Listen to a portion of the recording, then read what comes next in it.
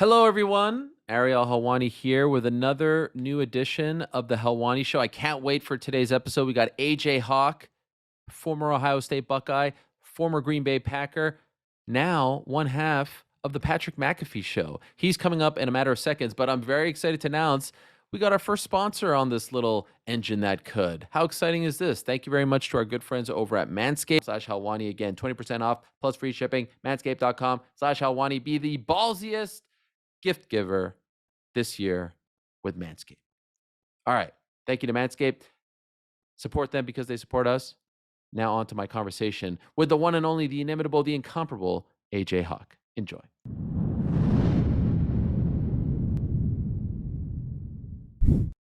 All right. Believe it or not, since I started this show around 3 months ago, the most requested guest, I'm not even making this up, I'm not joking right now, the most requested guest has been this man, AJ Hawk, Ohio State legend, Green Bay Packer legend, media legend. AJ, every single week I get a, when is AJ Hawk appearing on the Helwani Show request? No cap. Are you surprised by this?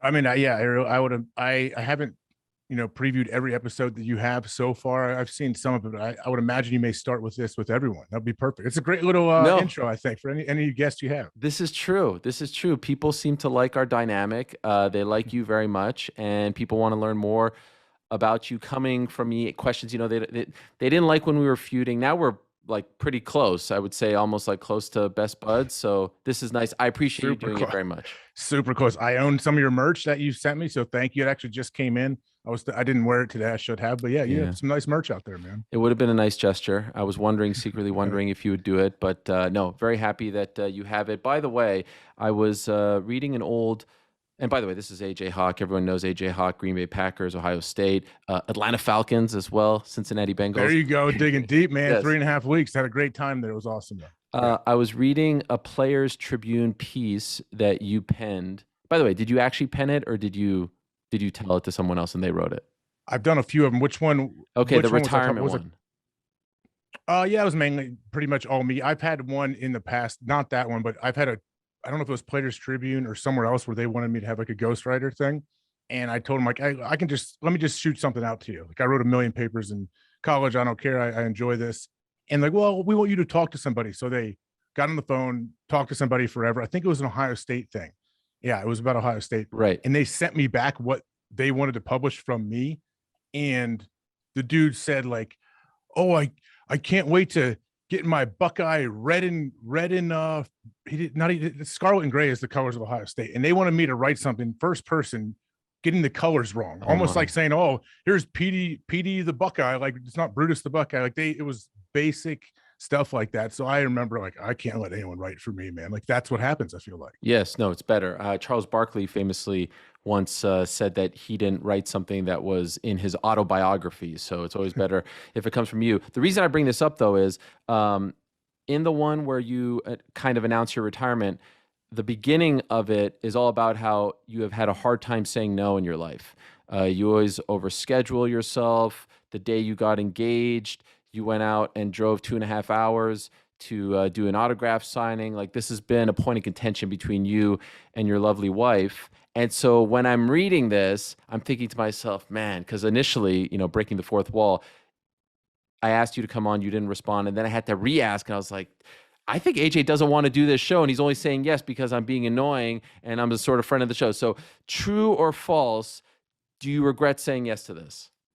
No, Ariel, if I didn't want to do the show, guess what? I wouldn't do the show. I wouldn't. I don't want to be a dick to anybody, but I would. I definitely have done that in the past where I get myself into situations where I hate it. I'm like, why did I say yes? Like, I should have been upfront and honest. So yeah, now I think as I get older, I'm a little bit better at saying no. Not great, but I'm better. And I like you. I'm a fan of everything that you have done. And we had a fun little situation. I don't know how we got into starting fighting, throwing insults back at with each other for a while during this whole COVID deal. And I think we've come through the other side. So we'll see, though. I always say it's a thin line between love and hate, Ariel. Yes, amen. Actually, I was on your podcast, the HawkCast, I think in 2017.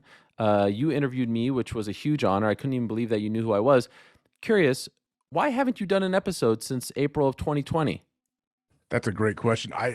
So my podcast, yeah, which I'm a huge listener of other people's podcasts, always have been, did my own for a while. And then I started doing, working with Pat McAfee pretty much 5 days a week now for the last over a year.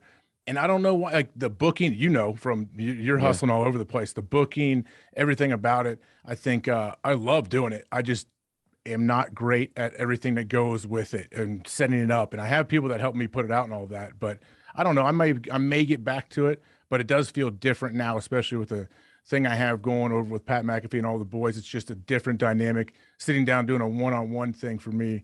I don't know. I guess it would be good for me, honestly. I did it for a while and I haven't done that in a long time. I thought you had a very good interview style. You're mild mannered. You don't put on a show. You don't put on an act. So I would encourage you to get back to it. The long form interviews, it's different than what you do with Pat. And I went back in the feed and I was like, wow, April 2020, that's a long time ago. I can understand you're very busy. I would say to you, I think you should pick it up maybe once a month, just to keep it rolling, so the feed isn't dead. You know what I mean? It's not a bad idea. Yeah, I mean that's a very good idea. I need to hire a booker. That's what I need. Or just somebody to help me book. But that's everybody's issue because everyone is doing podcasts. Did you always want to be a media guy when you were done? Because again, No. like no, okay, I'm not surprised to hear you say that. When did you start to think that this was a thing you wanted to do, or how did it come about? I always talked to the media, had plenty of respect for them and understood it, but I never sought it out, especially college, high school, whatever. When college, I guess, is when you kind of really are confronted where you talk to the media almost every single day, at least during the season when you're a football player. I'd say my first 3, 4 years in the NFL, I never thought it would I never thought about, going into the media. And then I believe after my, I don't know, sixth year in the league, I went to the broadcasting boot camp that the NFL puts on in Jersey, I believe it Hmm. was. And it was like 3.5 days of just, it was great. They gave us homework every night. You were there all 12, 15 hours doing every single form, writing scripts for prompters, calling fake games, doing every aspect you could do in sports. And I came away from that. I know some guys that were there like, man, this is not for me. This is a lot more work than I thought. This is whatever. I came away and said, this is awesome. Like, I want to dive in. I want to do this. So then I started to do little things and say yes to more opportunities that I had that maybe I had turned down in the past. And so that broadcasting boot camp, is that mandatory, or is it just basically the NFL says, hey, if anyone's interested, you could come out and do this? You actually, yeah, you have to be accepted. You got to write a letter. You got to do What? all kinds of stuff. Yeah, because they put a lot of money and resources and people into that. You're getting, I mean, just all of the top people that are on TV that are behind the cameras. They come in and they put on like they'll give you presentations. They'll walk you through things. So no, you didn't have to go. I obviously before for me to even go to that, I had to have some kind of interest in getting into media and broadcasting. And I knew at the time I thought I really would want to call games as a color analyst for games. And so I was like, yeah, I want to go to this boot camp and see what it's like. Any player that was there when you were there doing it in the prime of your career that has now turned into like a huge, TV guy, radio guy, a former player that you were I like, think wow, that this guy's really good. He's going to be something, and he turned out to be something?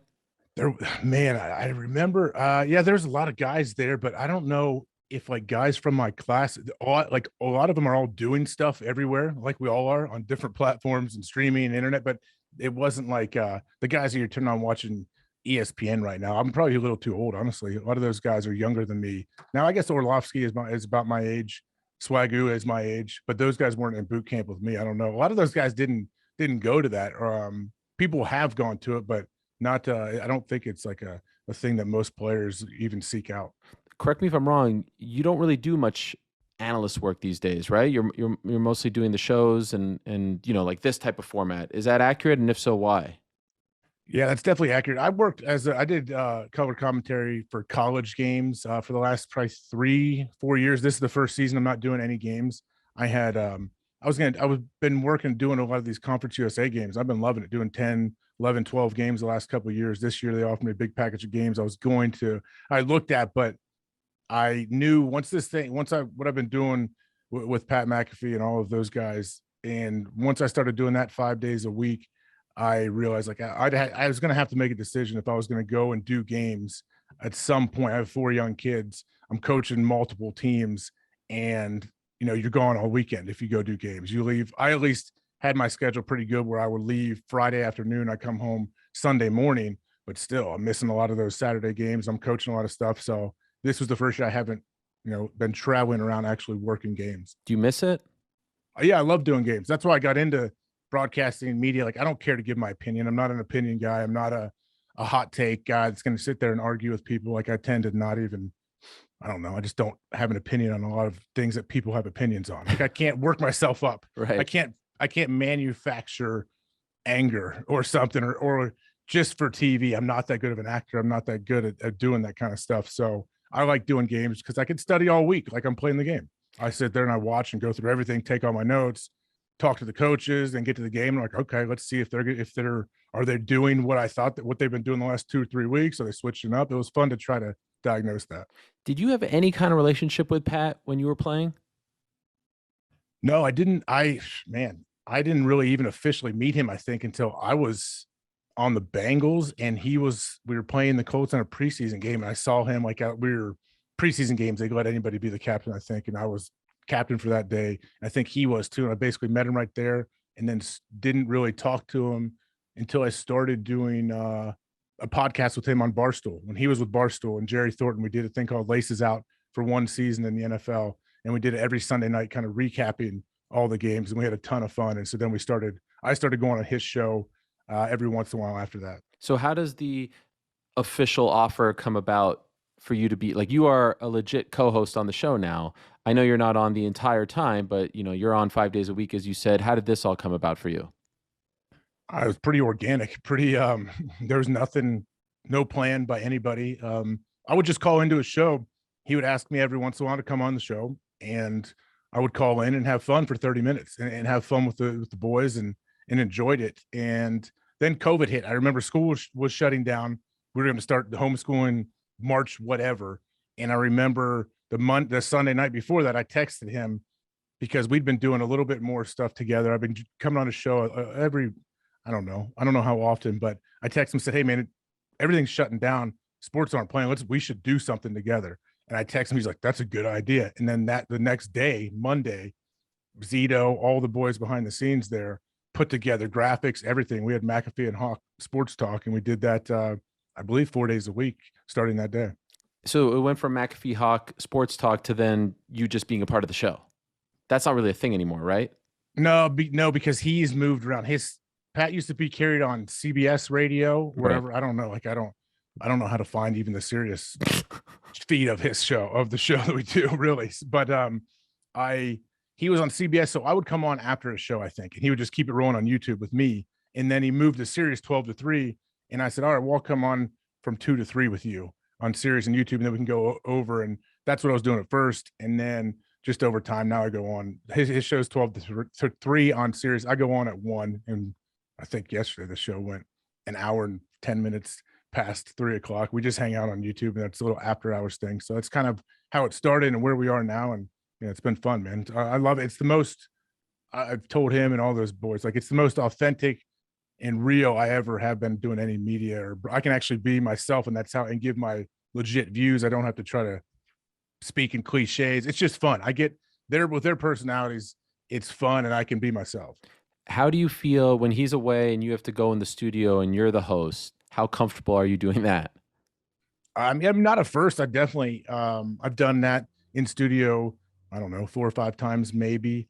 It's definitely a different dynamic. It's a different vibe for sure, but I love it. But it's like anything, for me, like, I don't say I get like nervous, but I definitely get anxious for things a lot. And I'm like, okay, I get really excited and maybe kind of, I don't know if I'd call it nervous, just anxious to do things. And that's exactly how I feel if I go in there and work there in person. Not as much anymore, but I still get excited, and it's something different. It's a different feeling, different setting. I mean, I'm holed up in this attic up here. This is kind of my comfort zone.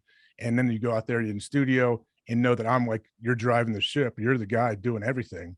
It's definitely different, but every time I do it, I'm like, man, this is so good for me. It's out of my comfort zone. It's not what I'm naturally inclined to do. So I'm like, this is making me better.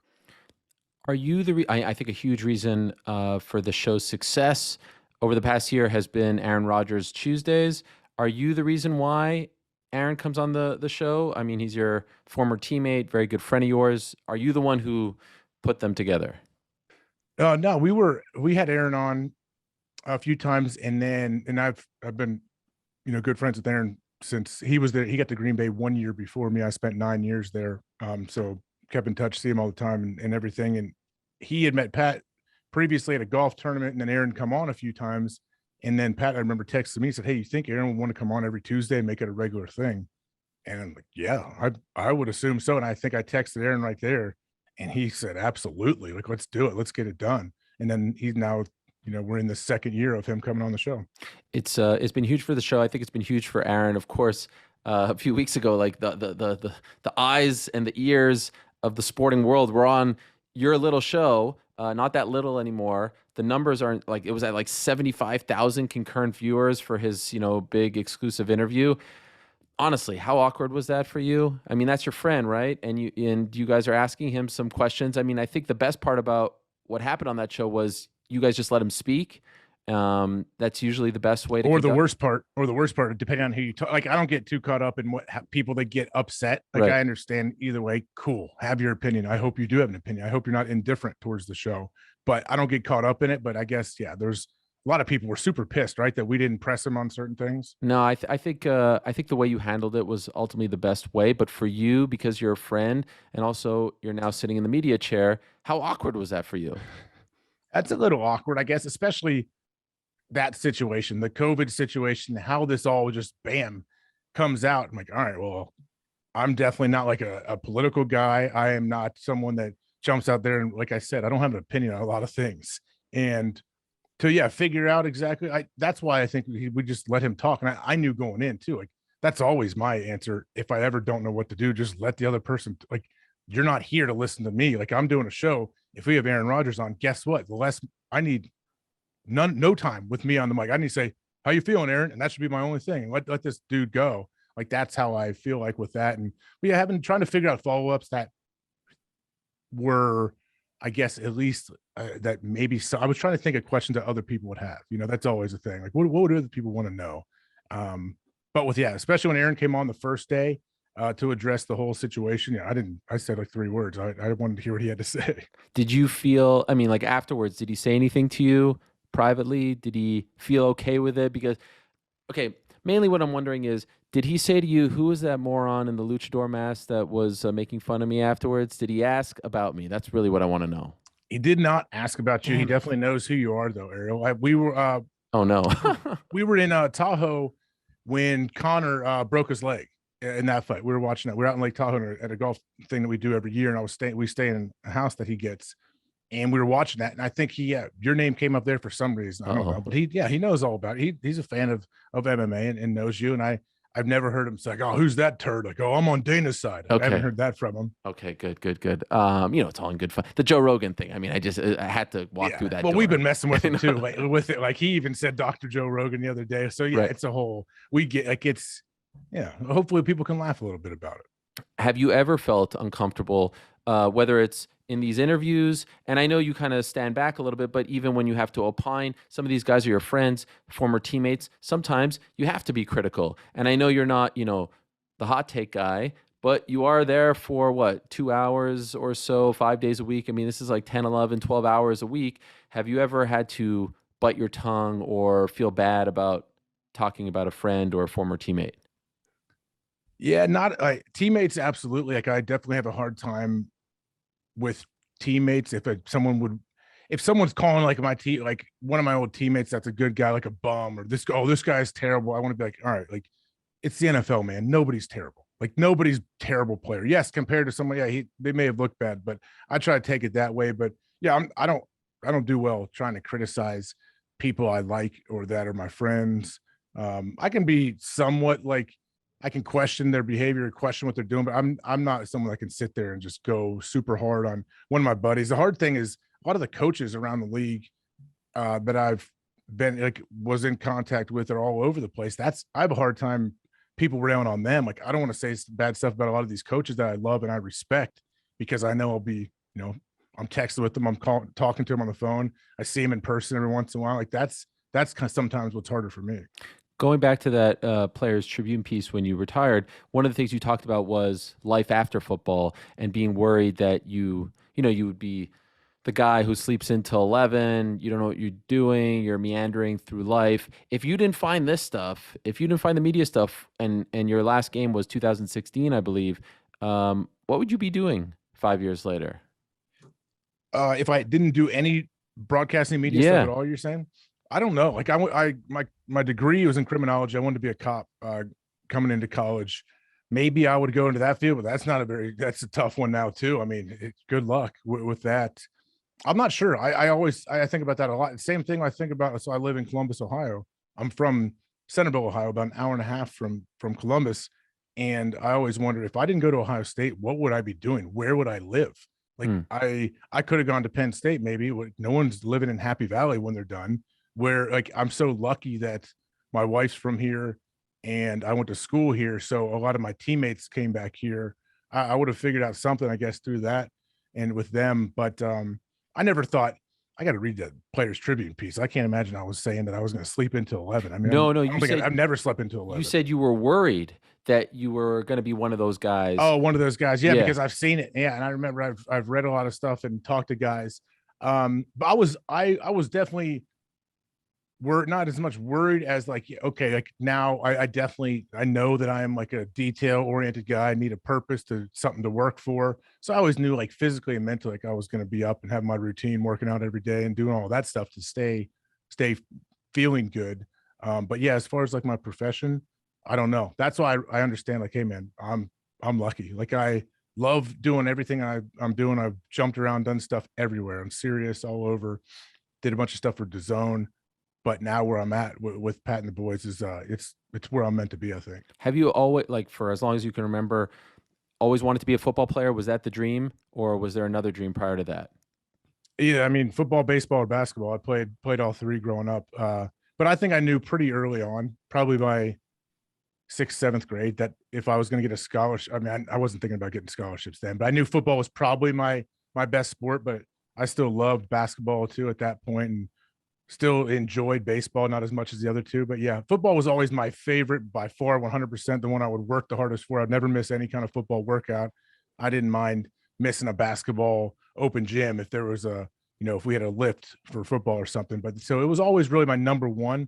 But I think, yeah, maybe early on in high school, I knew, like, if I get a scholarship, it's going to be in football. Was it always defense for you? No, I played offense. I played running back too my whole life. I would have loved to play running back in college. The problem is I was gaining 25 pounds a year in high school. Started as a freshman at like 150 and then gained like 25 pounds a year pretty much. So they'd have put me at fullback. I didn't want to play fullback. Like, I want to play tailback. Wow. That wasn't going to happen in college.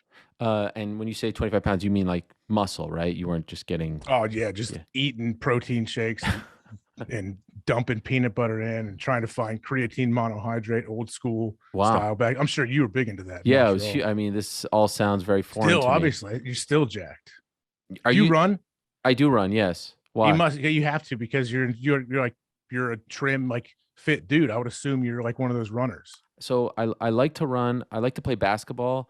And I got a Peloton bike. You and Adam Sandler play together? I would love to play with Adam Sandler. Awesome. One of my bucket list items. But I have to admit, like, if I could be honest with you, I had like a little moment of clarity last night, AJ.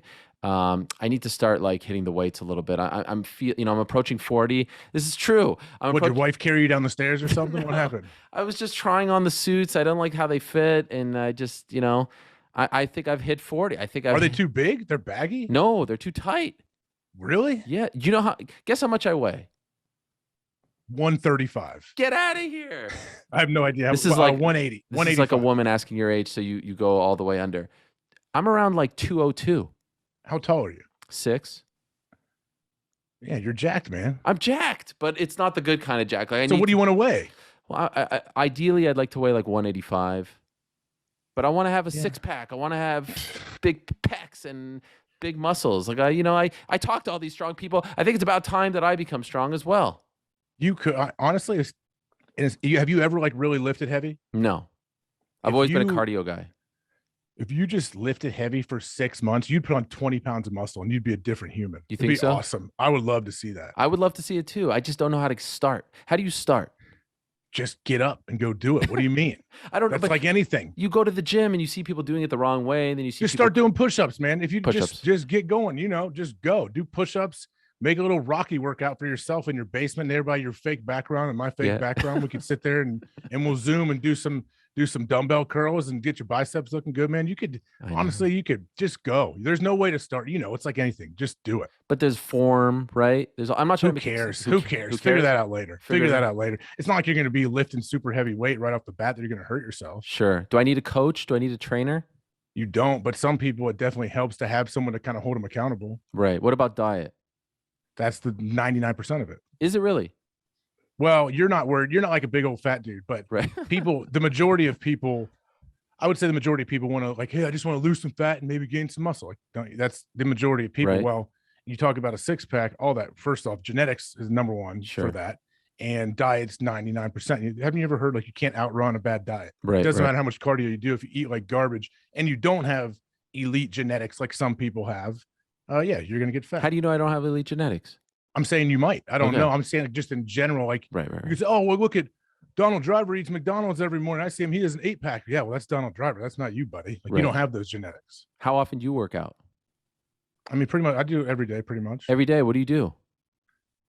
That's the thing. You never know. I change it every morning. Like I just get up and do it before my kids and the whole house gets up. And it's just a great time for me mentally. It's where I get a review.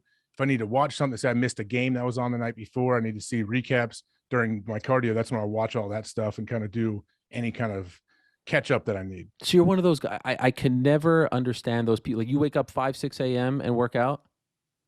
Yeah, it's the first thing I do. Yeah. What time do you wake up? I mean, between 5 and 5:20. How do you have the energy to do this in the morning? I mean, what do you like? You just do it. I've never questioned it. I believe me. I think even as I get older, if I don't get to bed at a decent time, which a lot of times I don't, for some reason I'm just up and I don't fall asleep till after midnight. It's definitely harder for me to get up in the morning. I mean, I still do it, but it's harder. Right. And when there's games, right? Like the Sunday night game, hard to do it on a Monday, I would imagine. Yeah, but I never like think about it. Oh, it's Monday. It's going to be a tough one. Like I don't say that to myself when I go to bed. Like I just do it. In terms of your actual playing days, when were you your most fulfilled, your happiest? Like, was it Ohio State? Was it the NFL? Was it the Super Bowl season? Like, which time in your life do you look back with the fondest memories? I mean, that's a good question. I've never really thought about it like that. Well, it's like anything. I wish I would have, especially when I was young and in college, I wish I would have looked around a little bit and realized how special it was. Like I had an awesome group of buddies I was playing with. My linebacker buddies were still super tight to this day. The whole team, we were just very close, especially, I mean, my whole 4 years there, but I would say, especially my senior year, my freshman year, we won the national championship. That was unbelievable. Just such a lucky situation to step into, but I was so young and naive. I just assumed we were going to do it 4 straight years and I never got back. But I think I wish I would have taken some time to realize, I guess, how cool that was. But I did. Like we enjoyed the hell out of college and playing with each other. Like it was really fun doing everything. But I think when I look back, I'm like, wow, that was like, most people don't get that kind of experience in college, to have find your lifelong friends there. And just, yeah, it was awesome. But in the NFL, I had the same kind of thing though.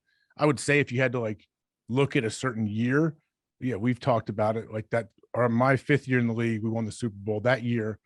When we look at it and still talk with different, like a lot of my teammates and my wife about it, like we had a special thing going. We had a special group that it's a whole cliche, all that stuff that we hung out off the field and on the field. Like off the field, we were super tight and we were a great mixture of a lot of good, like savvy vets and then a lot of good young players too, that were really high energy, fun people. We all got along very well. And for whatever reason that year, it all kind of came together off the field and on the field. And that's, I think, a big reason we won the Super Bowl. Why did you guys only win 1?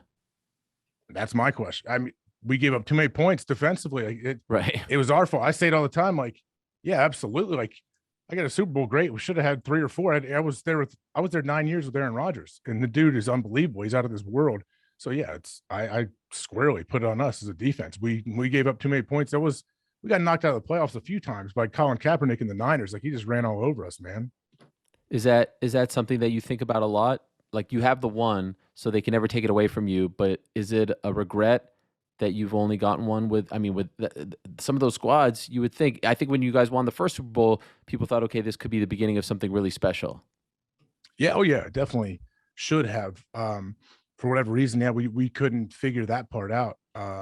Yeah, yeah, like the next year we were 15-1, went and got beat in the playoffs after our bye week.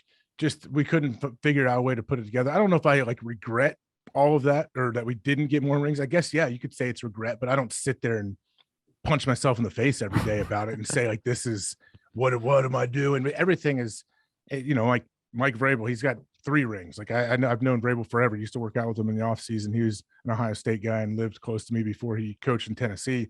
But then Vrabel goes and hangs out with Brady, and Brady's got what, 7 rings? Like, it doesn't matter what you have. Anyone's could piss all over whatever you have. Money, rings, championships. I guess not Tom Brady. No one can really say anything to him, but it's all, so it's like whatever. I try to look at that and like, you just gotta at least try to enjoy what you have. What's a greater thrill for a young man and a cooler experience, winning a national championship at The Ohio State University or a Super Bowl for the Packers? I mean, I can't even imagine, like, 2 iconic institutions, right? What produces the greater thrill for the young man? I think maybe just because I was older and could understand it more was Super Bowl. I think I was 27. We won the Super Bowl we won the national championship. I was 18. Wow. Maybe just turned 19 and didn't know, just all of a sudden showed up to campus and was on a team that went 14-0. It's just it doesn't happen very often. So I just was kind of naive to all of it. But the Super Bowl, I think especially when the year we won the Super Bowl, we had to win our last couple games just to get into the playoffs. We snuck into the playoffs. We won 3 road games. And I think each game we won in the playoffs and you got closer, like, man, I don't want to look too far ahead, man. We might be playing the Super Bowl. Like, you try to not take yourself there, but you do. And then we finally got there and we won. Yeah, it was crazy. Definitely something I never really thought about. Yeah, like anything else. Like, of course, yeah, it's fantasy world. You're gonna win a Super Bowl. So to actually do it in that moment, yeah, I was glad I sat there and I enjoyed it, at least for a little bit on the field. Could you possibly put into words what it's like being a freshman winning a national championship at Ohio State? Like, what are the parties like afterwards? How are you you must be treated like a freaking king when you return. That's what I thought. We had to get back to school. Like, yeah, we had to get back and get to class. So like I had to go to class every day. That's the thing too. People always, oh, you never went to class. Well, that used to be the way back in the day.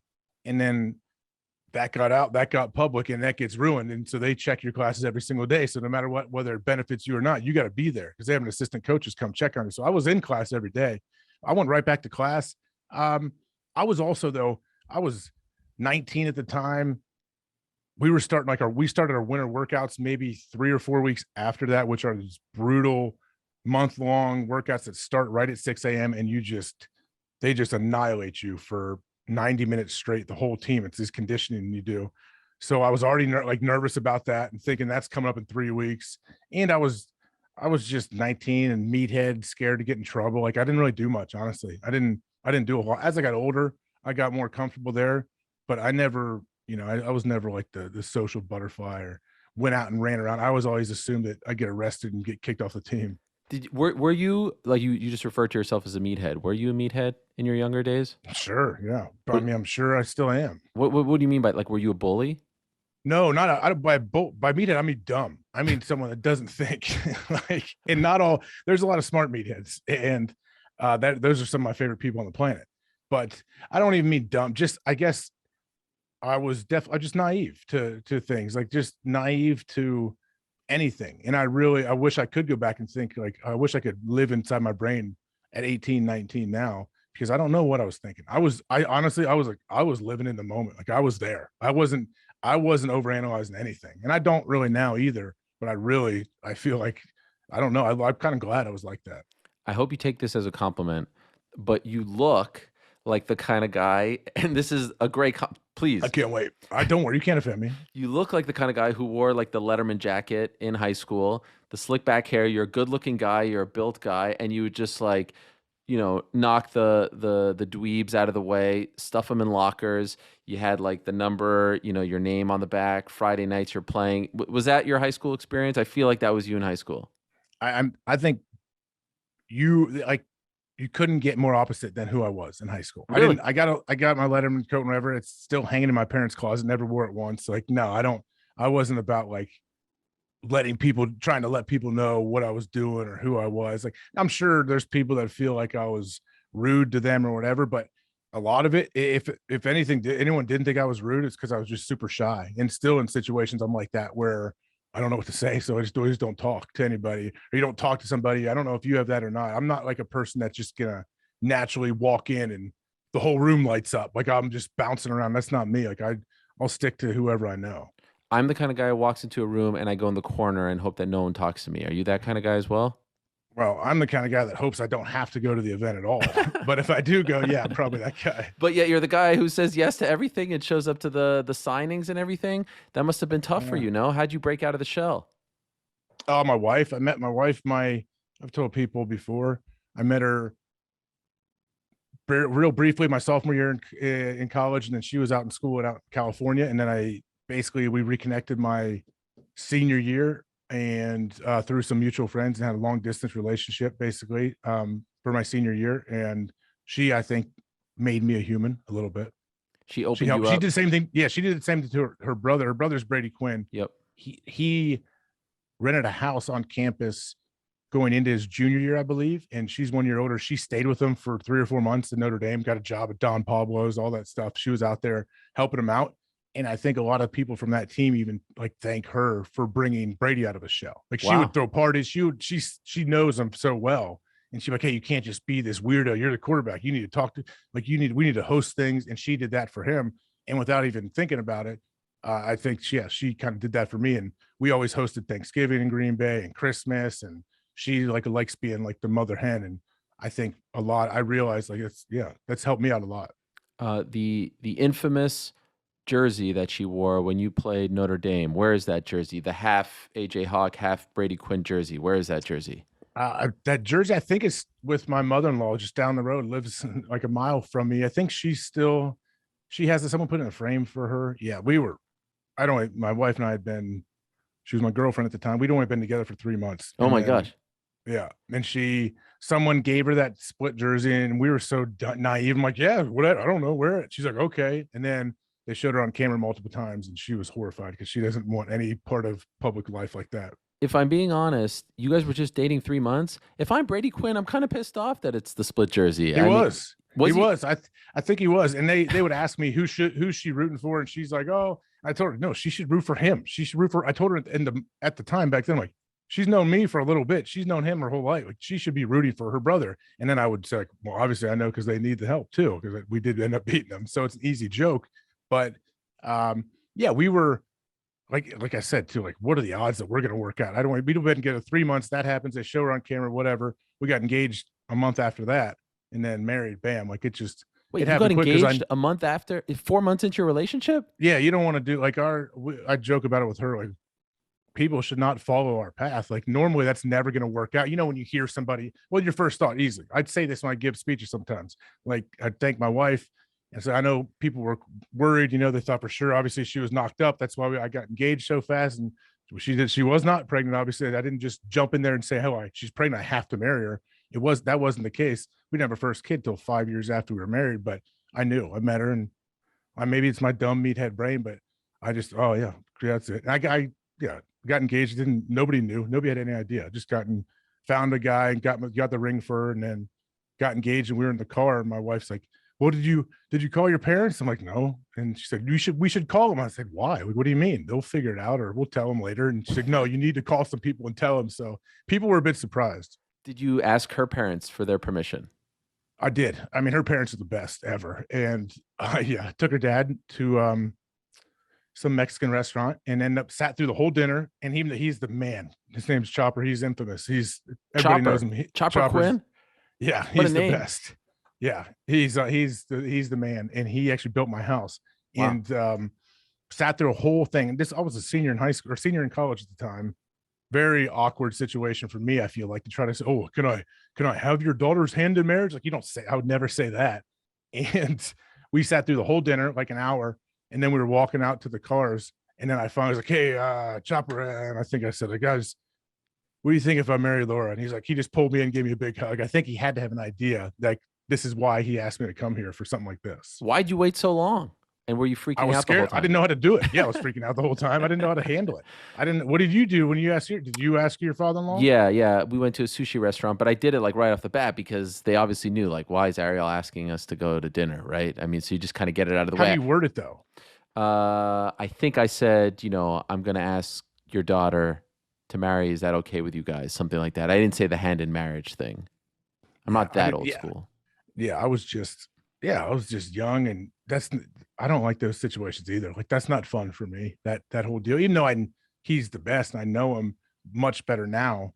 But yeah, like that's not my specialty. Now, just curious, why the rush? Why'd you do it so young?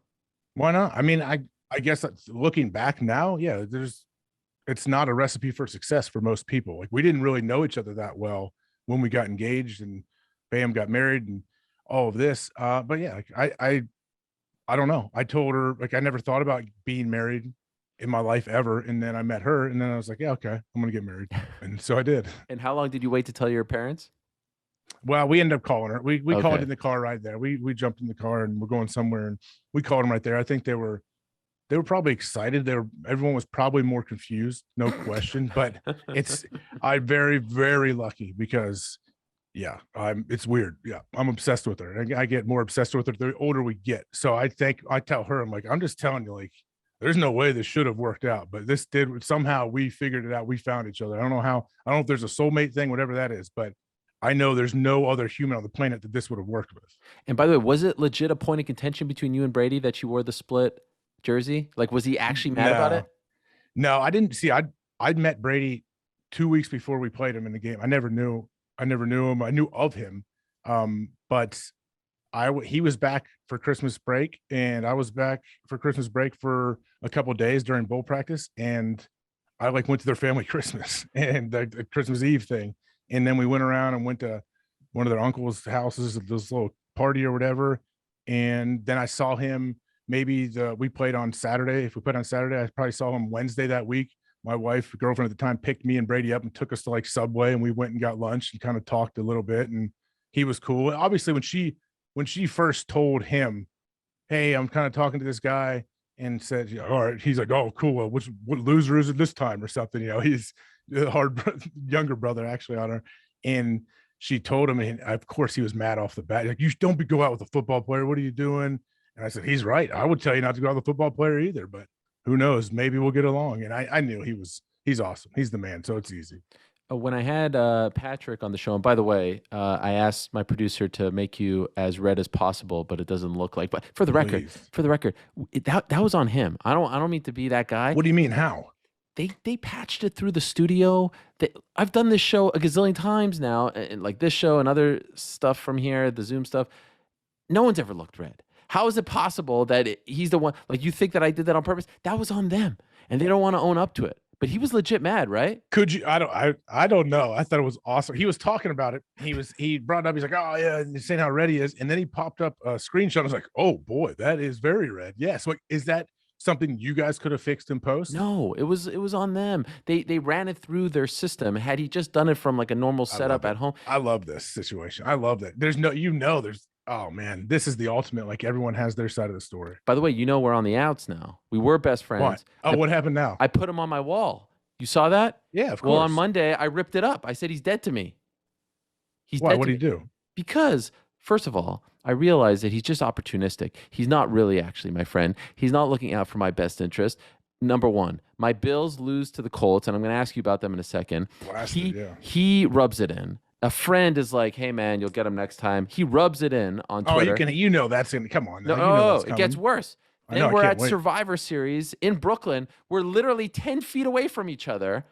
He sees me, doesn't come say hello. Wait, this is the one that just happened. The Sunday. Barclays Center? Yeah, Sunday. Oh, I didn't know. Okay. I was right there. My kids this is are awesome. there. Keep going. I love this. Keep going. My kids are there. He sees me. He's hobnobbing with all the celebs in the front row because he didn't call the whole card. I see him going around. He's got his little gold chain, his little, tank top thingy, the glasses. By the way, stole my entire look. Wearing the glasses, the pencil at the desk, like legit ripped off my entire gimmick. And the guy doesn't even come say hello to me. I'm all flustered. And so I said, you know what? That's not a friend. He's literally 10 feet away from me, and he doesn't come and say hello. So we're done. I took him off the wall. I ripped it up. It's over. Did he know you were there? Yeah, I texted him, "You suck, bro," and he goes, "Haha, I see you," and that was it. Was he saying like I see you like No, I see you figuratively, there. or I No, see no, you like you're right there? I'm staring at you now, and I'm everyone not knows I coming was over. there. I was the biggest celeb in attendance. Everybody knows I was there. Who all was there? Was there like some big time people hanging out? Kieran Culkin was there. He's Who great. Succession. can I just say? I know Kieran Culkin as Fuller from Home Alone. I had no idea he's in this hit show on HBO called Succession. I had no idea. Everyone was freaking out about him being there. I had no idea. So apparently you are aware. People like him. Yeah, I watched the show. People like him on that show. I think those actors on the show, if you ever watch, they're really, really good. Yeah. So anyway, Patrick, I said I'm The never Good Son, right? Remember the Good Son? Oh, that was. I have to say, I was really weirded out by it because I You loved started throwing fake dead bodies over overpasses, didn't Macaulay you? Like, you saw Culkin. It was that. weird. It was weird. Like he's Kevin McAllister, and all of a sudden he's killing people. Yeah, I'm with you. It was a good movie though. I think it was a career mistake on his part. By Macaulay? Yeah, it was. It was. You got to change the narrative though. You know how they all like, okay, this guy was the nice family person, and they want to play. They're going to play a pedophile in some weird series that nobody sees, and they think it helps change their career. Yeah, it didn't really work out. I really liked My Girl. You remember My Girl? Oh, it's a great movie. Yeah, When he dies, very sad. I legit cried as a kid. I would probably cry as an adult if I watched it. Right, right. It was sad with the bees. It always Yeah, as kids, anytime, kids, yeah, don't do it. Yeah, yeah. Anyway, I don't know how we got on that. Oh, Patrick, yes. And Patrick told me that, and I don't believe this, but I want to ask you: you have never had a concussion in your career?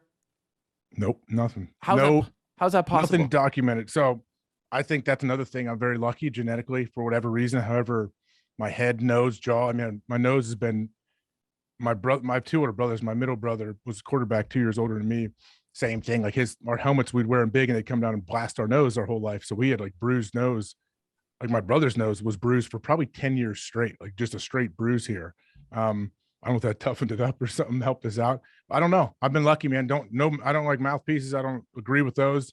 And why? You never wore one. Old school. I wore one up until after my sophomore year at college. I stopped wearing them, and it was the best decision I ever made. Why? Just it felt so good. It felt you were free. I could speak and communicate. I could breathe, and I don't. I have issues on the effectiveness of how they prevent or help prevent concussions. So you would advise youngsters not to wear them? No, I tell them to wear them to protect your teeth. I think they should, to protect their teeth, they should definitely do it. And if you get some secondary protection, you think it'll help with concussions, great. Then I'm all for it. But yeah, I have kids. I want them to wear a mouthpiece. The worst injury you've ever had? Oh boy. I've had plenty of surgeries, but they're always in the off season. I tore my pec, didn't have to have surgery for that one, came back, tore it in the first preseason game, came back with the first regular season game. Jeez. That was tough to come back from. I've had a million knee scopes. I have no cartilage in my knee for a long time. I haven't. And then tore my PCL in high school. My fingers, I can't even, my fingers become a thing on the show with Pat. Some of them are messed up. I had my left ring finger was flopping sideways during a game. Oh. I took my glove off, could barely get it off. And then I realized there's no ligament or something in here. So buddy taped it for the rest of that year. And then after that had to, they go and they take a ligament out of your wrist that you don't use. And then they pinned it in my finger to be a new one. That one was weird. But now like one of the bigger things I had was right after we won the Super Bowl, I knew my wrist was messed up. I knew I did it early in the year and didn't tell anybody because I knew they tried to put me on IR. So I wore a cast on it every game in practice. And then the day after the Super Bowl, had to lay down, hung over, and get an MRI on my wrist with my arm straight over my head, laying on my stomach face down. It was the worst hour. It was rough. I sweated through everything. But yeah, it tore these ligaments and whatever in my wrist. And so it's a long surgery where they go and then they screw and then they pin and you wear a cast for 2 or 3 months, then you take it off and you try to get some mobility. That was like one of the bigger ones that I dealt with because then we got locked out. I had the surgery 2 or 3 days after the Super Bowl, and I wasn't completely really healthy until probably 10 days before camp. Why'd you have to do it so soon after winning? Like, why'd you have to go the next day? Because I knew it was going to be hard to get back. It was a long recovery, so I wanted to make sure I got it done right away. Do you get a pension? Yeah, I will. We have pretty good benefits, man. I don't plan on taking it till I'm 65, but yeah. So the reason I asked that is obviously I cover MMA, and I think a big issue is the fact that there is no union, there's no fighters association. You're an MMA fan. the fact that these guys, obviously it's a little different. Obviously the whole structure is different. But the fact that you'll have a guy who, let's say, fought in the UFC for 10 years, like pick a cutoff, right? 10 years, 9 years, 8 years, and they get nothing. They don't even get a tweet. They don't even get a thank you for your services, let alone benefits, let alone pension. Doesn't that blow you away? It is crazy, especially how big the sport is. But when I think about fighters trying to create a union, it seems impossible to me. They're all over the world. And the only way to, I feel like, make a change or get them to listen is if you sit out of fights. Like if Connor is scheduled to fight and all of a sudden 10 minutes, he's like, no, I'm good, man. I'm out. And you like boycott fights. Like that's the only way. And who's ever going to do that? That'd be dumb for fighters. So I don't know. Do you have an answer? How do they create a union that actually works? Yeah, I mean, again, the structure is different. They need some sort of collective bargaining. I mean, the fact that they get no money from the TV deal, the cage is littered with ads. They're wearing stuff that they're not even getting a cut of. Drug testing. Is the Reebok deal up? The Reebok deal is up. It's a new deal now, Venom, which they get money from, but it's not significant. And then was that a colossal mistake, the Reebok deal? I think so. They'll tell you no because they made a lot of money off of it. But for the UFC, I guess it's not. For the fighters, Reebok, 100%. I feel like for Reebok, it had to be a bad deal for them. Well, it brought a lot of bad PR on them because people were blaming them. See, they paid the UFC, and the UFC then decided how it got broken down, right? In reality, what happened was people blamed Reebok for the distribution when the truth is the UFC were the ones. But it always got deflected on Reebok. So they'll have like a guy like Arjun Buller, who's of Indian descent. He wanted to walk out with a turban.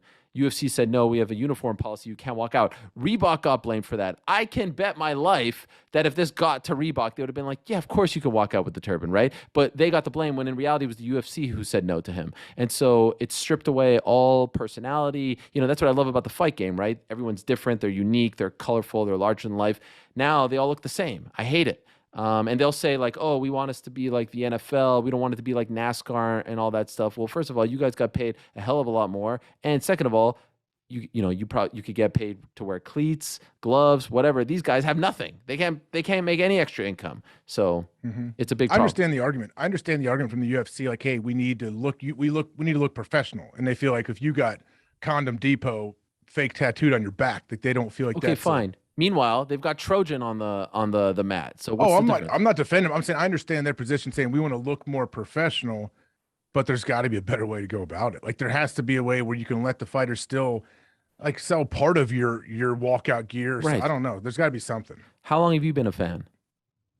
Oh man, I don't know, 15, 20 years. Like I guess I've been watching more over the last 10 than I did before. Who are your favorite guys like right now? Like who are the guys or females who you're like, oh, I got to watch them if they're fighting this weekend? I mean, Shevchenko. I mean, I just listened to Halle Berry on a podcast talk about her movie with Shevchenko.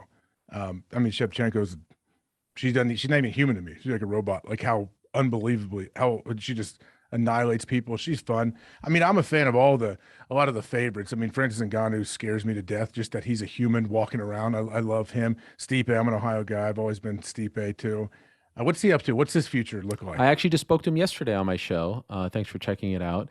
Same time, man. You're going to same time. Yeah, that's on you guys. I mean, we're killing you in the ratings, if I'm being honest. Right. We gotta move. Stipe he just had a kid, his second kid, and he's a little bit perturbed. He didn't like that they didn't ask him to be in that interim title fight back in August, and now there's a title fight happening in January, so he wants to wait and see if he could get the winner. I don't know if he's going to get the winner of that. He also said he'd be interested in fighting John Jones in his heavyweight debut, but right now I saw that. That was from your show. That was from my show. Okay, yeah, good. I saw that. Thank you. My bad for not giving you credit for that. No, it's okay. But he's in a bit of a weird spot right now. A little, because he's fought in all these title fights, and people now think he just sits and waits.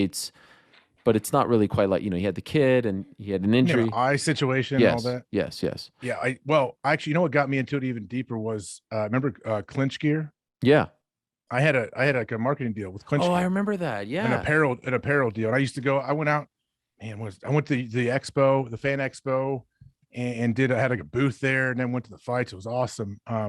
But through that, I met Dan Henderson and got to hang out with Dan a little bit. And Dan's just, what a beauty, as they say. Like that guy, man, he was great. He hung out with Chopper, my father-in-law, and that's, I guess that, yeah, being around Dan a little bit made me even like want to, look and watch more. And I actually I did an MMA show on Sirius for Yes. probably 2 years with RJ Clifford, who's unbelievable. He's an awesome guy.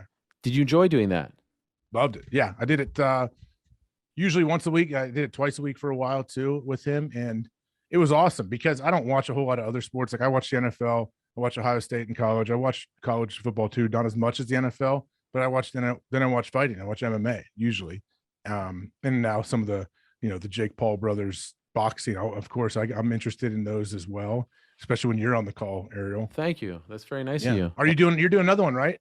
I mean, this is a little bit off the record. Hopefully no one listens to this, but yes, I am doing the one in December. NFL player, former NFL Frank star Gore. Frank Gore. How do you feel about that going up against Darren Williams? I love him. I don't know when the show's coming on. I know you want it to be evergreen, but yeah, we had Frank on yesterday talking about it. Frank is awesome. He is. There's no joke. Like Frank is about the business, about working hard, and he wants to win this fight. So I think Frank should look great in this. I know Darren Williams has some MMA background.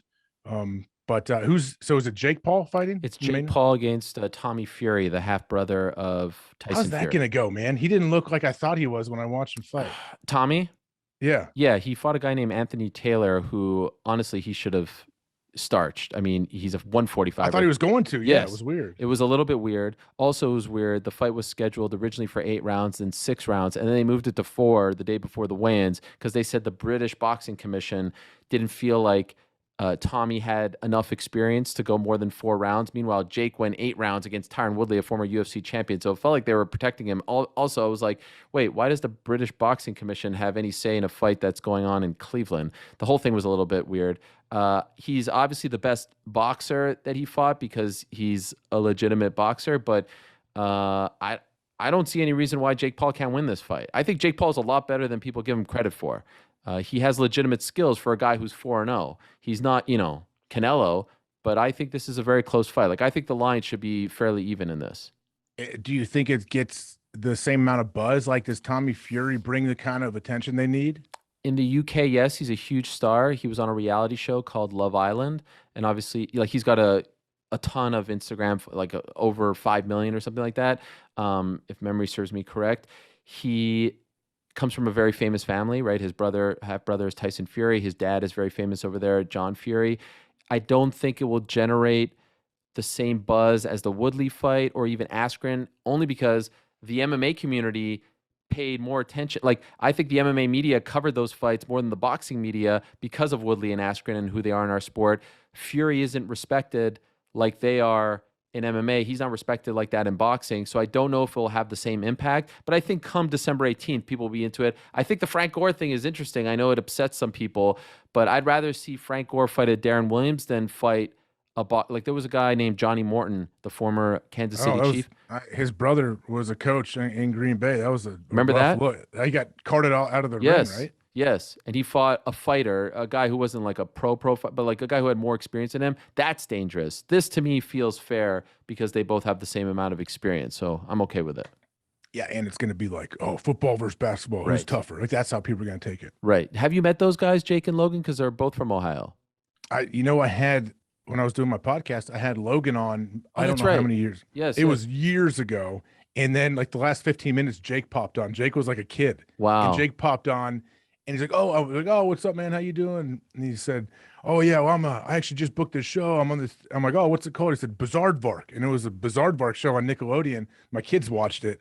And Jake, I don't know, he had a short, I don't know, a couple years on there before. Then all of a sudden, bam, he's all over the place. But yeah, it was funny to see. But I think I became aware of Logan Paul through Vine. One of my teammates, Brad Jones, was talking about him and showing me these videos he puts on Vine where he would run and do crazy stuff and like put his wrestling singlet on and go in the grocery store and do it. But I was like, I'm not, yeah, sure, funny, whatever. I was like, this dude's athletic. Like, he'd be jumping, doing these weird moves. I'm like, all I saw was that this dude's very athletic. And then I heard he's a decent wrestler, wasn't he, in high school? Yep. Would you ever do one of those fights? No, man. I don't want to get hit.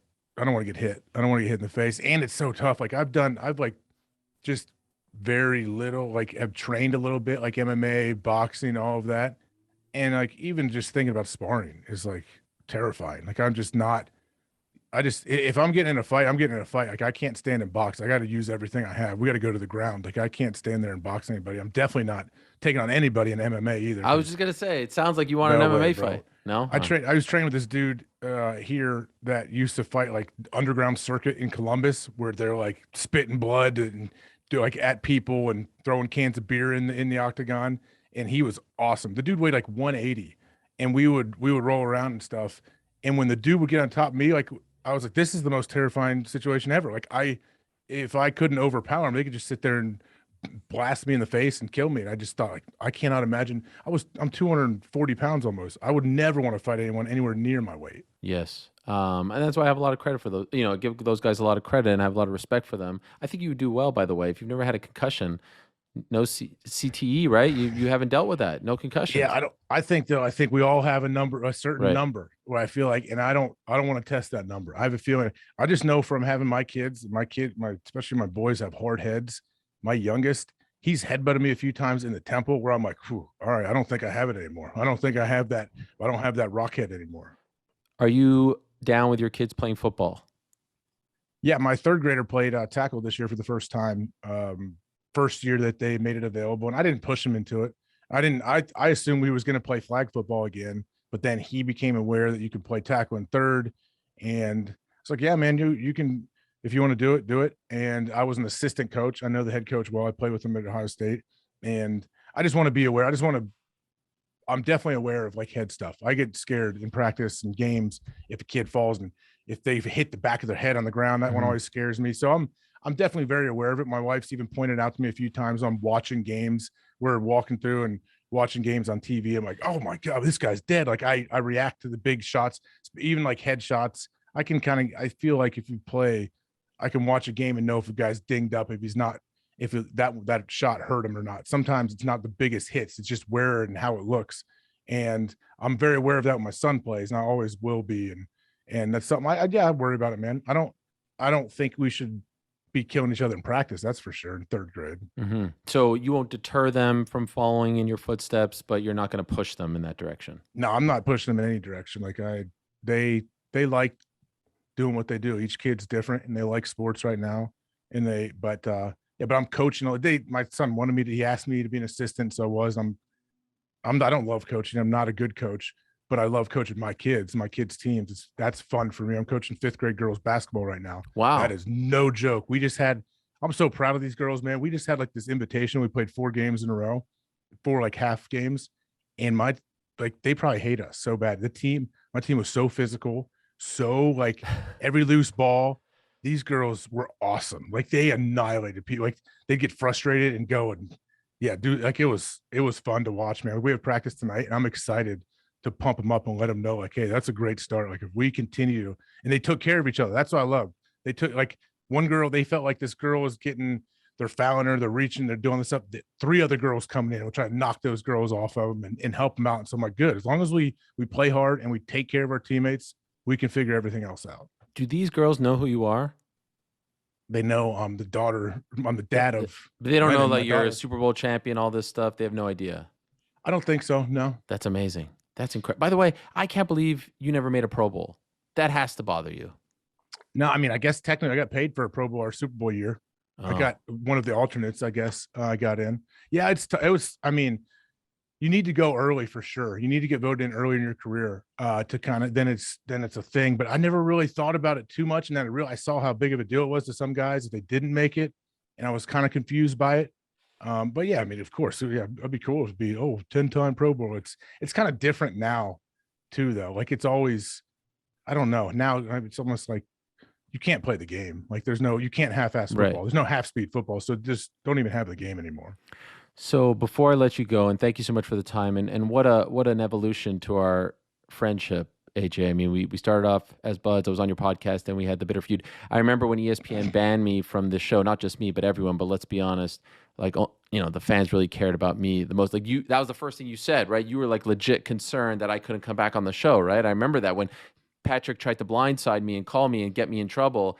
You were legit concerned. I could see the concern on your face. Why would ESPN ban you though? They didn't ban me. They banned everyone. Why? It was crazy. I couldn't believe it. I got a call saying you can't go on the show. Well, here's the It truth. can't do any show or can't do that show. When I got to ESPN, if I'm being honest, they told me I couldn't do any media without clearing it with them first. That's how it is. I know I have Yeah. multiple ESPN people that I try to get on my podcast, and some of them were scheduled and they backed out the day before. Like, hey, I'm sorry, I said something to Yeah. whoever, and I just can't do it. I'm like, real, for real? Okay. So I was told this.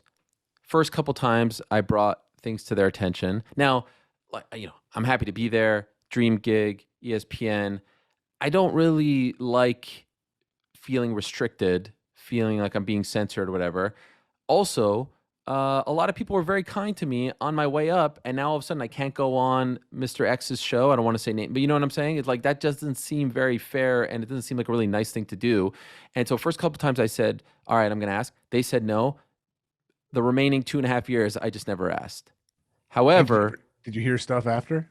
A couple times, who did you clear this with? Oh yeah, you know, I'm kind of a ask for forgiveness kind of guy. Oh yeah, over there, you just pointing someone else. Oh, Yeah, Billy. yeah. Billy told me it was cool. But I did get a call that Friday, I think it was, saying you can no longer appear on the show, and I was heartbroken. I love coming on the show, and by the way, if it was Mr. X's show, I would have been heartbroken as well, because I don't think that that's right. And so it became a whole thing. Again, I should have known back then Patrick wasn't a real friend. He calls me, blindsides me, but I could tell you really cared and you were really concerned about my well-being. Even when I left ESPN, I could tell that you really cared. So I appreciate it. Thank you for that. Hey, of course. You're I don't understand you and Dana and what happened and what's going on with you guys, but you know what? I like your work, man. It's good. I think you're the Ariel that I've seen the last year and a half, 2 years. The creature you have become is awesome. It's amazing, and I think it's fun, and I think it's I love looking at people, and you know, I've told you this, like, man, I would love to see you. Are you in the basement? Spare bedroom. Wherever. Yeah, I'd love to see you come popping out after a show when you're wearing a luchador mask and you're just going crazy, and you know your wife's got soup on the and making soup for the little kids, and the kids are doing their homework. I like that thing. Like, think like, oh, Dad, you still got your mask on? Oh, sorry, kids. Oh, how was school today? That's what I enjoy. I had a parent who's at my kid's school say to me, I was going through your Instagram and I saw you wearing like a wrestling mask. And they don't know, like, I don't talk about my job or anything. And they're like, what? And then we watched it together as a family. And it was the appearance after Aaron Rodgers. And they were like, nice. You were, I was like, oh my God, I feel so embarrassed right now. You know, Helwani, it's a thing. So anyway, I really do appreciate you guys, because you bring out a different side of me, and you've given me the confidence to, for whatever reason, I don't know what happened, like, to just kind of be myself, because that is actually more like me than the suit and tie guy. But that's a whole different story for a different day. Could we end on this before I let you go, because I've taken up way too much of your time? This is going to come out the night before Thanksgiving, and why I'm leaving this to the end is because I want this to always be evergreen. But hey, Jay, I'm very concerned right now about my Buffalo Bills. They've got a game Thursday night against the Saints, and I'm worried that worse things are going to happen. I had high hopes. I really thought this was going to be the year. I don't have high hopes anymore. What is wrong with the Buffalo Bills? Please tell me. I don't know what's wrong. Honestly, the whole NFL is crazy, I feel like, this year, but what's going on with the Bills and not scoring points like we thought they should, and defense not showing up at times for sure. I don't know what's wrong with them, but I definitely still would have some faith in them, because you know Josh Allen could play at an elite level. He has that. He's definitely can do it. He's done it at times this year. He just hasn't done it consistently like we know he can. And I think their coach is good. I think he's really good. Do you like him? Well, there's a lot of people calling for his head. Why? He doesn't call who calls the offensive plays? Brian Daboll, and I feel like he's been very lackluster this year. You know, he's the most important thing for that offense. It's whoever's calling those plays for sure. But I feel like the head coach, though, the culture there seems great. I don't know. I guess I love Micah Hyde. I play with Micah in Green Bay. I still talk with him. He is one of the most impressive humans I've been around, and he seems to act like everything, like all the culture's awesome there. I don't know. Like, I always feel like all these teams that should be like, they're going to turn around. Like, I feel like, okay, if the Bucks stumble once, their Bucks will be fine. If you have a quarterback that's somewhat of a vet and he's done it, I'm like, I think you'll be all right. This isn't a stumble. They got beat down by the Colts, and okay, fine, they're okay. You lose to Jacksonville on the road. I mean, that's a scary one. Yeah, it was that 6-3? Yes. It's so hard to not score points like that. Or 9-6, something ridiculous like that. Yeah, it's really hard to hold a team to under like 17. So The for that to happen Jaguars. to the Bills too, with the firepower they have, yeah, I don't know what they need to get it going, but I wish. I mean, these coaches, nobody really knows. The coaches are. Why do you think these coaches probably stay up 23 hours a day? They're all on the verge of a heart attack because they know like every single second matters. And if I don't get this figured out, everybody's gone. Right. I feel like the O-line has been disappointing. I feel like the lack of running game has been disappointing. The whole thing has been very disappointing. Do you feel, can you tell me right now they're going to be in the Super Bowl? Are you confident? No, I wish. No? I wish I could. I don't. But you know what? I can't say that it definitely won't be in the Super Bowl. Like I can't say like there's no chance. Like all that has to have. The NFL is such a. You know how we overreact to everything in every game. Like one week they're the greatest team ever. Next week they're terrible, and you got to fire everybody. Like that's how the NFL is. So let's say the Bills go on a little run and they win 4 or 5 in a row. Then we're like, okay, cool. Bills are going to Super Bowl, guys. Like that's all they got to do. Is Aaron Rodgers playing in Green Bay next year? I hope so. No. I don't know. What do you think? Yes or no? What do you think? You know. I don't know if he knows. Like, does he know? Does the like? I don't know.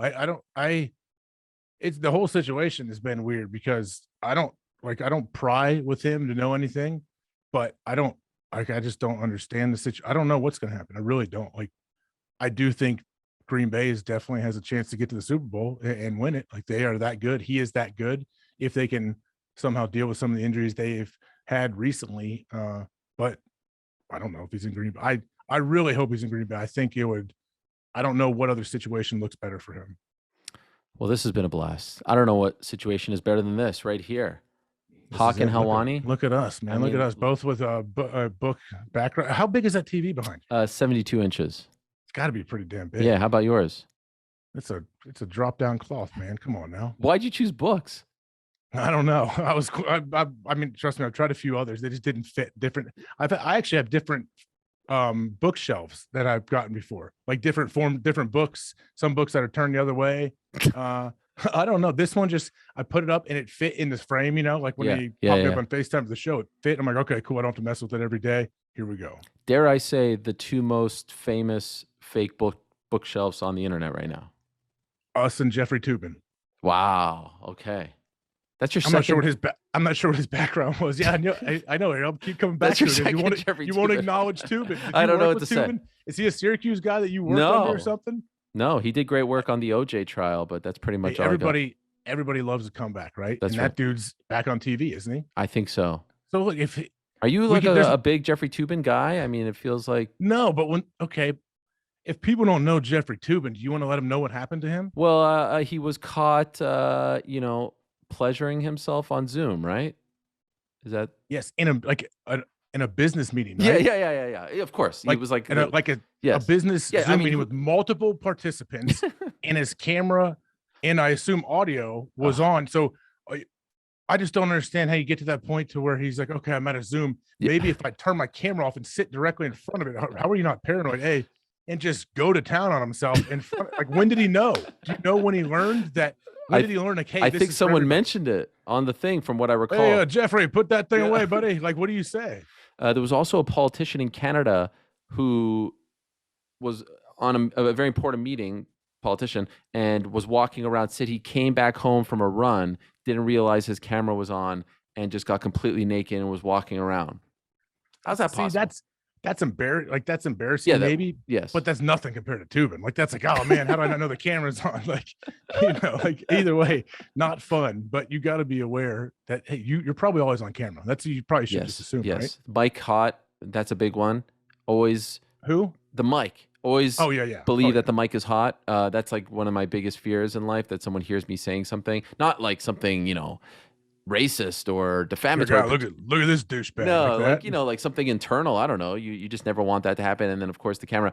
I have to say, I expected us to talk a little Bills, a little MMA, a little Aaron Rodgers, Patrick. I didn't expect so much Jeffrey Toobin talk in this conversation. But that's the beauty of these things. Like I said, everybody loves a comeback. If that dude can get back on air and look people in the face, you can get through anything. I think it's an inspirational story. Yeah. And just like when you resurrect your podcast, it'll be the same. Cool. Tie it all together. I need to have you on as a guest. Now that you're not with ESPN, you can come on. I could come on. I could have come on before, but yes, no restrictions. Independent Helwani. AJ, I really appreciate your time. Continued success to you. I'm a huge fan of the show, obviously, even though Patrick's dead to me. If you ever ask me on, I'll be happy to come on. I know you got to go because you got to go talk now for 2 hours. I probably tired you out here at this point. I'm going to go pump some iron, and in 6 months, we'll look back on this conversation as the beginning of my transformation. I can't wait, man. Do some pull-ups. Pull-ups are great. God. Oh, God. Pull-ups are like squats for your upper body. They're great. Do pull-ups every day, man. All Get right. some wings. You just get some wings. You can just flex on when you get up there to interview dudes after fights. Okay. Thank you, AJ. I appreciate Thanks, it. man. See you, man.